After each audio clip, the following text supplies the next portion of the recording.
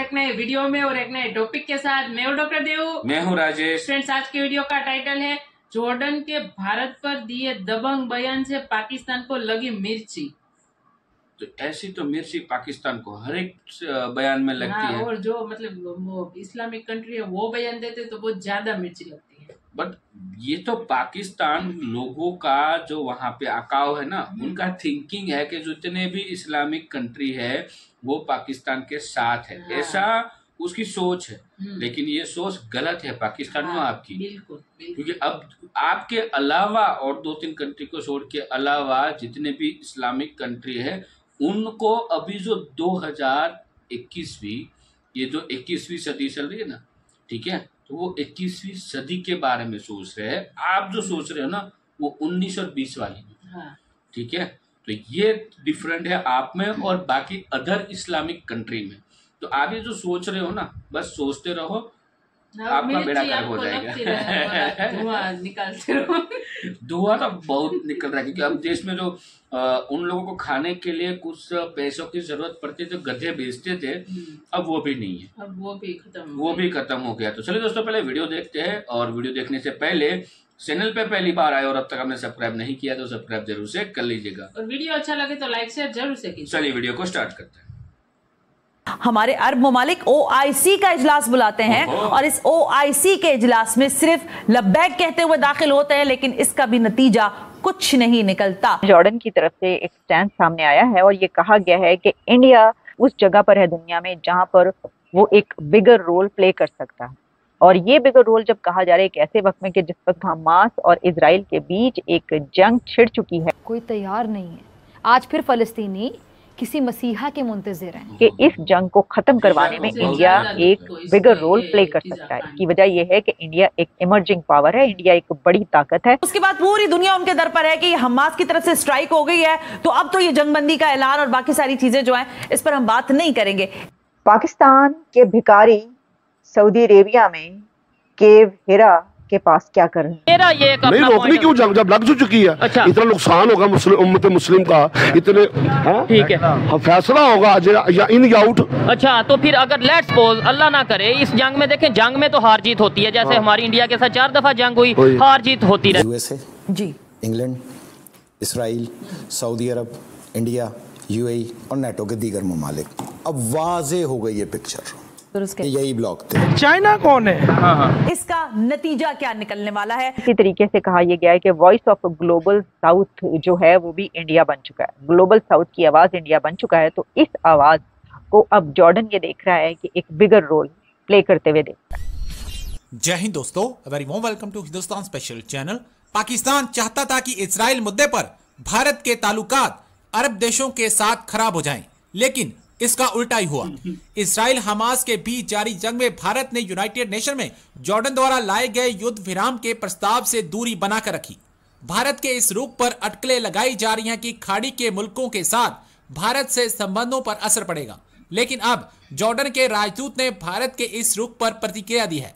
Jordan को यकीन है कि इजराइल हमास जंग में भारत का रोल अहम होगा। जॉर्डन के यूनाइटेड नेशन में लगाए गए प्रस्ताव पर भारत की दूरी बनाने को लेकर राजदूत मोहम्मद अल कायद ने कहा है कि भारत एक स्वतंत्र देश है, उसे मर्जी है कि वो अपना पक्ष रख सके, हम इस पर कुछ भी नहीं बोल सकते। साथ ही जॉर्डन ने कहा भविष्य में भारत दोनों पक्षों के बीच में बड़ी भूमिका निभा सकता है। उन्होंने कहा कि पिछले सप्ताह भारत ने उस प्रस्ताव पर मतदान नहीं किया था जिससे 7 अक्टूबर को हमास या हमास के हमलों के दौरान बंधक बनाए गए इसराइलियों का उल्लेख नहीं था। उस खबर पर कि जिसमें जॉर्डन की तरफ से एक स्टैंड सामने आया है और ये कहा गया है कि India as an emerging power in the world now, और खास तौर पर कहा गया है कि जो इनिशिएटिव्स लिए गए जिसमें G20 summit and voice of global south summit करवाने के बाद अब इंडिया उस जगह पर है दुनिया में जहां पर वो एक बिगर रोल प्ले कर सकता है।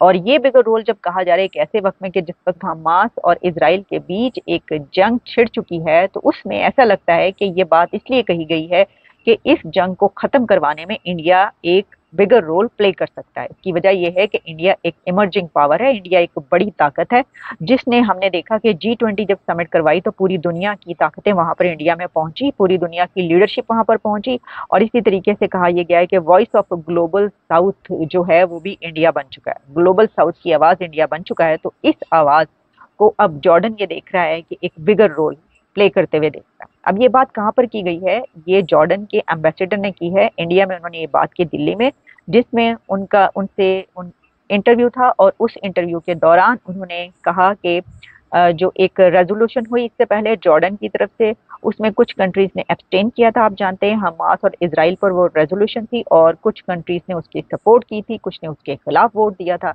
इंडिया ने एब्सटेन किया था। तो जॉर्डन के एम्बेसडर की तरफ से कहा गया कि ये इंडिया का जो है वो इंटरनल मामला है, वो किसी के साथ भी खड़ा हो सकता है, या जो भी जिस तरफ भी वोट करना चाहे कर सकता है, इस पे हमें कोई प्रॉब्लम नहीं है, लेकिन हम ये देख रहे हैं कि इंडिया दोनों तरफ रोल प्ले कर सकता है। अच्छा, अब ये जो दोनों तरफ रोल प्ले करने की बात है, इसमें हमें ये नजर आता है कि हमास और इजराइल, यानी किसी से भी बात मनवानी हो, किसी को टेबल पर लाना हो, किसी से डायलॉग करना हो, जंग बंदी की बात करनी हो, तो जब पहले भी यूक्रेन और रशिया के बीच जंग छिड़ी थी तो उस वक्त जिस कंट्री का नाम बार बार लिया जा रहा था और जिस प्राइम मिनिस्टर का बार बार नाम लिया जा रहा था वो नरेंद्र मोदी साहब थे, जिनके मुतालिक कहा जा रहा था कि इस जंग को बंद करवाने, खत्म करवाने में वो अपना किरदार अदा कर सकते हैं। इसकी वजह यह है कि उस वक्त भी कहा गया था कि इंडिया का जो रिलेशन है वो रशिया के साथ भी डेकेड्स पुराने बहुत दोस्ती, और यूक्रेन के साथ भी वो अपने ताल्लुकात ऐसे रखते हैं कि उनको भी कह सकते हैं। और फिर हमने देखा कि ज़ेलेंस्की की तरफ से बार बार इंडिया को पैगाम भेजे गए, और नरेंद्र मोदी साहब से उन्होंने राब्ता भी किया ज़ेलेंस्की साहब ने, और फिर दोनों के बीच जो है ये हुआ कि जनाब वो जो है वो इसके बीच में पड़े, और फिर रशिया की तरफ से भी इस तरह की चीज़ें हमें देखने को मिली। तो इसी तरीके से अब ये बात कही जा रही है। अच्छा, उसके ऊपर क्या स्टैंड आया? तो उसके ऊपर इंडिया ने बड़ा ही एक कहते हैं कि असूली स्टैंड लिया था, और उन्होंने ये कहा था कि बल्कि उस जंग के दौरान बिल्कुल साफ साफ नरेंद्र मोदी साहब की तरफ से प्रेसिडेंट पुतिन साहब को कहा गया था कि ये जंग का दौर नहीं, ये एरा जंग का नहीं है। हालांकि इतनी दोस्ती, इतने ताल्लुकात, रशियन ऑयल भी ले रहे हैं, सब कुछ कर रहे हैं, लेकिन जो असूली स्टैंड है वो अपनी जगह पर।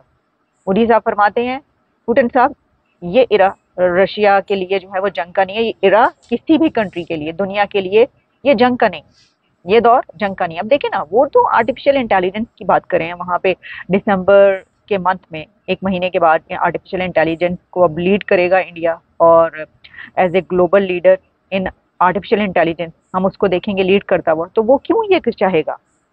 टेक की बात करने वाला, टेक्नोलॉजी की बात करने वाला कंट्री तो कभी भी नहीं चाहेगा। तो उन्होंने बिल्कुल मुंह पर कह दिया पुतिन के कि जनाब आप इस तरह ना करें, ये जंग का नहीं है। तो क्या इस वक्त जो ये बात की गई है कि India staying in middle to have a role in future on both sides says Jordan envoy, ये बात कही गई है, जो कि मैंने आपको बताया कि एक इंटरव्यू के दौरान उन्होंने इस पे बात की।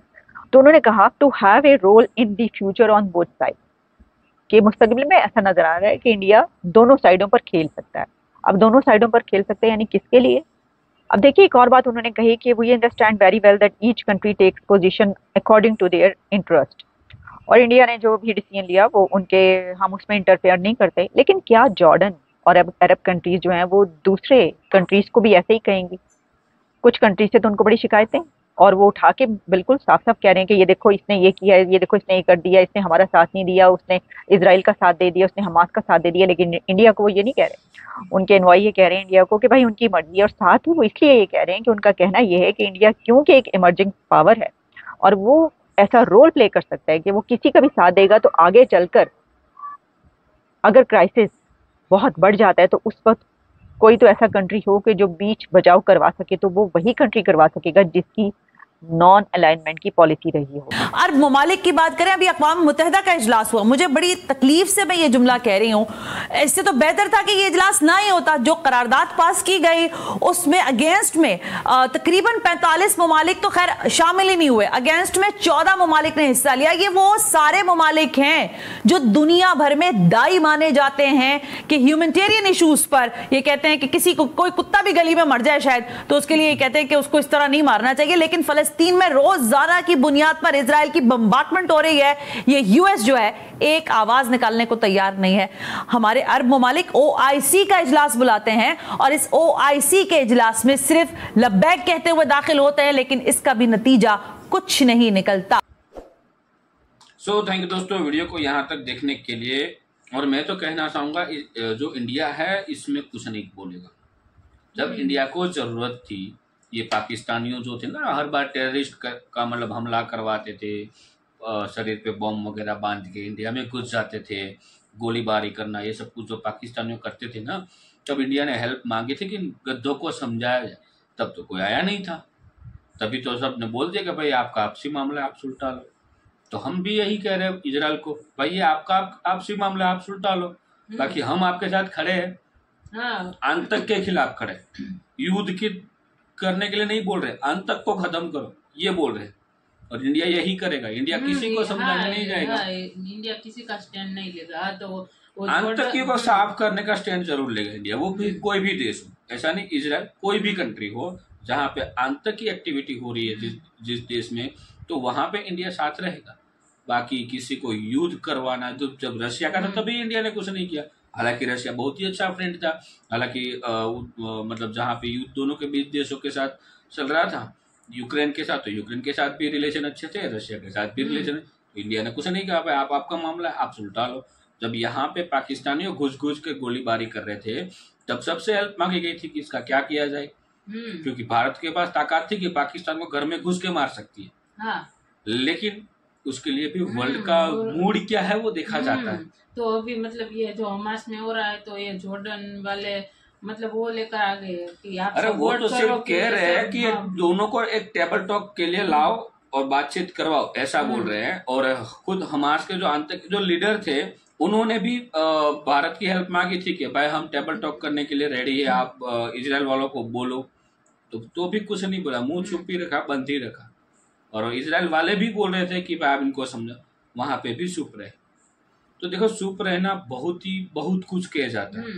ये बोल दो कि कूटनीतिक तौर पे भी हो सकता है, लेकिन इजराइल के साथ जो भी हो रहा है और हमास के साथ इजराइल का जो रुख है अभी, ये मतलब सबका किया कर्म है, मैं यही बोलूंगा। क्योंकि हमास के नागरिकों को का कोई दोष नहीं है। दोष यही है कि हमास के अंदर जो बैठे हुए ना, इन लोगों को वहां पे जो आतंकी बैठे हैं उसको हमास या तो इजराइल के साथ कुछ भी लेना देना नहीं है। इन लोगों को सिर्फ और सिर्फ है कि उसका जो ऐशो आराम लाइफ स्टाइल जो जीनी है, इसलिए सब कुछ करना पड़ता है। तो ये वो लोग करते हैं। तो फिर मोदी जी तो मतलब वो तो सोच समझ कर ही फैसला ले, वो किसी के पक्ष में खड़े नहीं। यदि कोई दो देश के बीच में होता था, जैसे कि मैं समझ लो इजराइल इजिप्ट के साथ दोनों के बीच में होता था, तो बोलना फर्ज पड़ जाती है, जरूरी पड़ता है। दोनों देश के प्राइम मिनिस्टर के साथ बातचीत होती है, जैसे पुतिन जी के साथ बात हुई थी और यूक्रेन के जो राष्ट्रपति थे उनके साथ भी फोन थ्रू बात हुई थी, वैसे बात होती है। लेकिन यहाँ पे तो आतंक ही है ना सामने, यहाँ पे कोई देश थोड़ी है। दो कोई देश होता तो समझना चाहिए, तो उसका ग्रह युद्ध बोलो वैसा वाला है ना, तो किसी के ग्रह युद्ध में थोड़ी घुसना चाहिए। इजराइल का ग्रह युद्ध ही वो समझ सकते हैं ना, क्योंकि गाजा पट्टी जो है वो भी इजराइल में ही है ना, बाहर तो नहीं है, क्योंकि वो इजराइल का आपसी मामला है ना, तो उसमें नहीं घुस सकते। यदि दो कंट्री के बीच में होता तो समझ में आता कि किसी के दोनों पीएम के साथ प्राइम मिनिस्टर के साथ बात की जाती। यहाँ पे तो आतंक की इसके साथ बात करके क्या करेंगे भाई। तो लेकिन ये जरूर है, यहाँ से हेल्प भी भेजी जाती है गाजा पट्टी में जो लोग रहे उसके लिए, और उसके अलावा फिलिस्तीनियों के लिए भी हेल्प भेजी गई थी। ऐसा नहीं है कि इजराइल हमारा अच्छा फ्रेंड है तो हम इसको नहीं कुछ भेजेंगे, ऐसा नहीं है। वहां पे मोदी जी ने सबको हेल्प की ऐसा। लेकिन दो देश में कुछ होता तो समझ में आता कि बाकी पीएम जो है बीच में घुसते। अब तक किसी भी देश के राष्ट्रपति ने ऐसी बात नहीं की है कि भाई मैं आपके बीच का जो भी प्रॉब्लम है वो सुलझाने के लिए रेडी हूँ, क्योंकि कोई दोस्त देश के बीच में है ही नहीं। ठीक है, खुद के उसमें ही है, मतलब ग्रह युद्ध जैसा ही समझ सकते हो, ऐसा ही। तो उसमें मोदी जी को मेरे हिसाब से बीच में घुसना नहीं चाहिए। फिर भाई सरकार है, बहुत बड़ो हमारे से ज्यादा नॉलेजेबल है, तब जाके वो पीएम बने हैं, और इसमें इंटरनेशनल लॉ भी लागू होता है, तो वो हमसे अच्छी तरह से जानते हैं। लेकिन हमारे राय यही है, बाकी तो उनकी राय जो भी हो। तो दोस्तों फिलहाल वीडियो को यहाँ पे समाप्त करते हैं, आपसे विदाई लेते हैं, मिलते हैं और एक नए वीडियो में आपके साथ। टिल देन जय हिंद, जय भारत।